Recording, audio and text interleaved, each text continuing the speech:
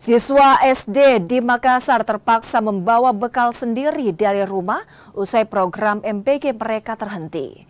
Bawa bekal jadi alternatif agar pembunuhan gizi siswa terjaga, apalagi kadang siswa tak sarapan dari rumah. Sebulan sudah siswa SD Negeri Tawamaung 1 Kecamatan Panakukang, Kota Makassar, Sulawesi Selatan tak menerima program makanan bergizi gratis. Dapur SPPG yang biasanya menyuplai menu MBG berhenti beroperasi lantaran anggaran dipangkas. Dinas Pendidikan Kota Makassar akhirnya mengimbau siswa untuk membawa bekal sendiri dari rumah. Pihak guru pun menyampaikan hal ini pada orang tua siswa.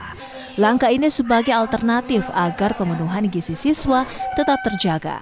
Apalagi tak sedikit para siswa tak sarapan sebelum berangkat ke sekolah. Karena sudah tidak ada MBG. Oh, sudah tidak ada MBG?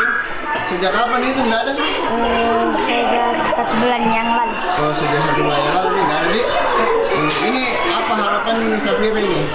Semoga kembali lagi MBG. Oh, supaya ada lagi MBG. Kalau menunya bagaimana? Mau mengganti-ganti atau bagaimana? Mengganti-ganti menu. Kenapa memang sebelumnya menunya? Kurang enak.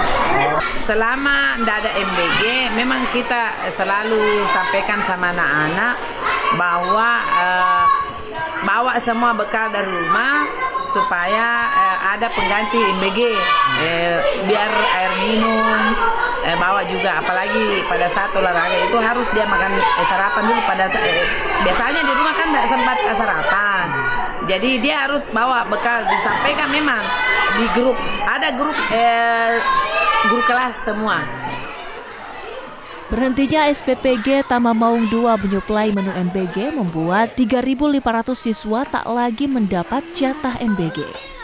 Para siswa ini tersebar di 11 sekolah dan hingga kini belum diketahui kapan MBG akan kembali disalurkan pada siswa tersebut. Rama Pratama, Kompas TV Makassar, Sulawesi Selatan.